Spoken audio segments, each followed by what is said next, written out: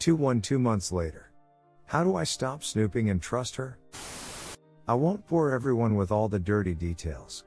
It's a typical story, really. GF both in our early 40s of 10 years had an emotional affair with a streamer on Twitch. The streamer lives in a different country on the other side of the globe, not that it matters, and they've never met in person, or spoken on the phone. She'd been glued to her computer and phone for months, so I knew something was amiss. I gained access to her Discord on the first guest don't reuse passwords and cheat, kids, and saw everything. I confronted her almost immediately, which I later regretted. She responded in typical fashion, "It meant nothing, I was bored, just words on a screen, nothing was ever going to happen, he didn't like me like that, etc." I decided to try and make it work. We made a pact that at 7 every night we were putting our phones and computers away for the night. I was still hurting a lot, and had several breakdowns wanting to know why she would do this to me and demanding more answers, which led to many fights. But things were pretty good, or at least normal, going back to just after D-Day. I asked her to cut off contact with this person.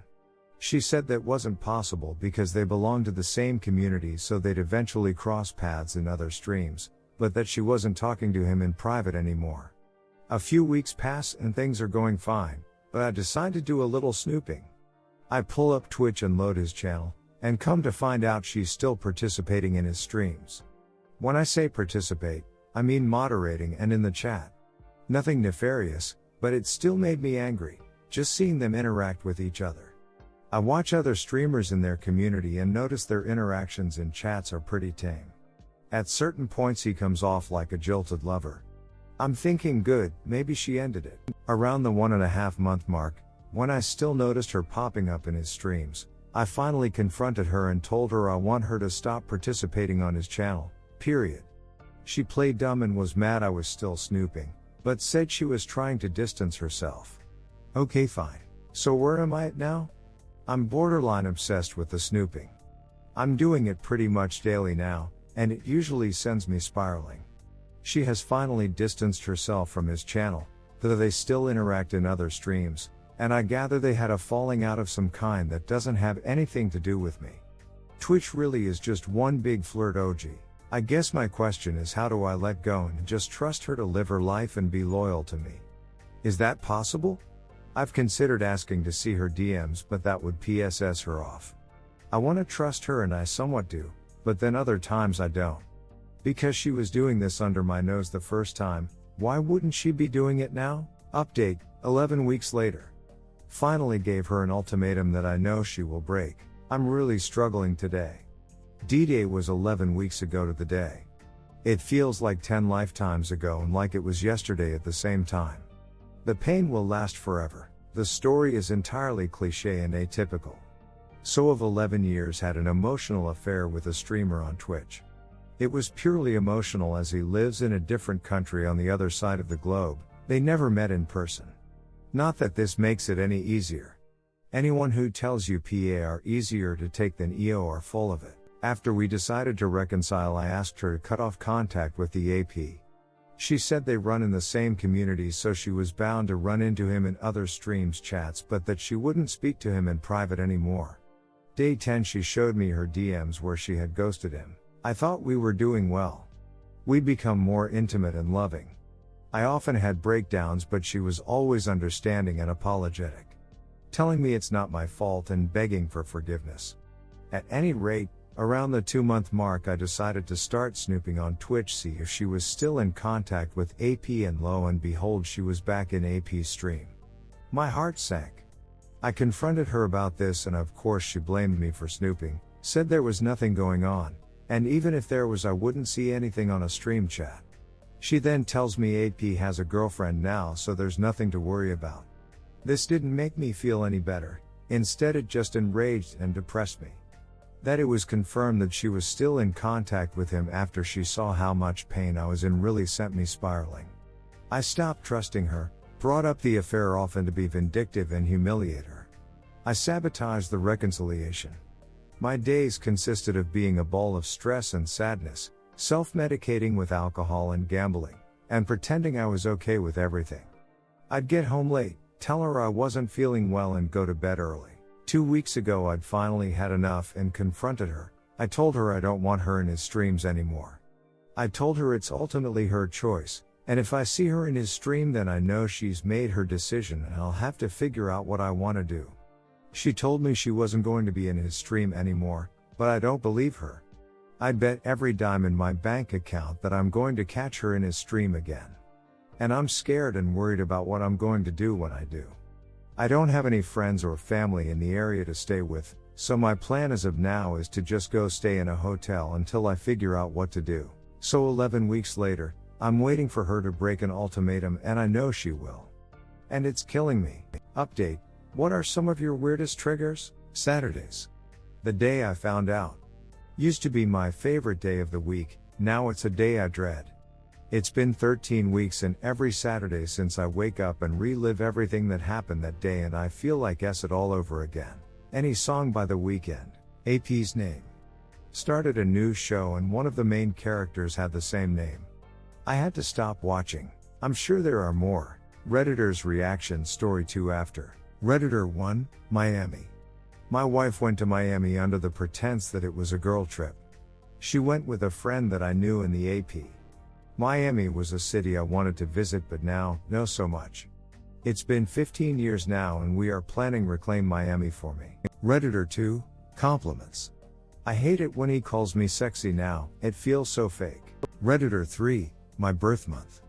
I caught him a week before my birthday. Happy birthday to me indeed. Story 2, so angry at X and the situation rant. I'm so angry at how you X treat me. I'm so angry that you get to enjoy your life, move on, be happy, single and free.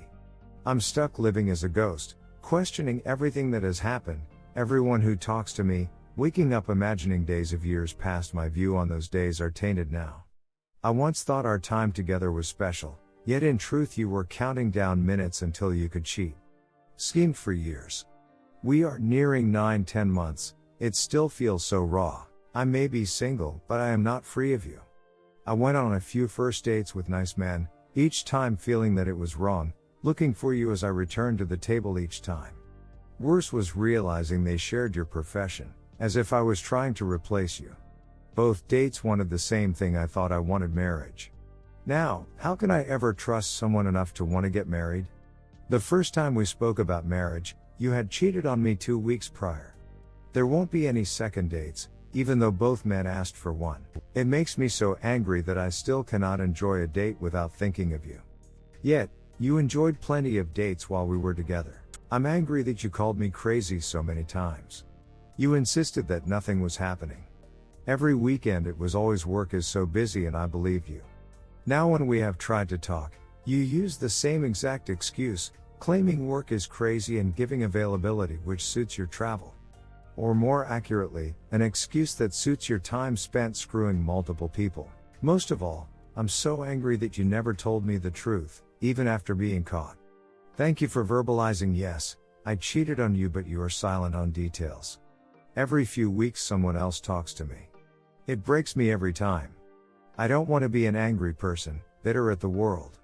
I'm scared to be vulnerable, scared to connect to anybody again. I've pushed away my friends, perhaps you also cheated with them.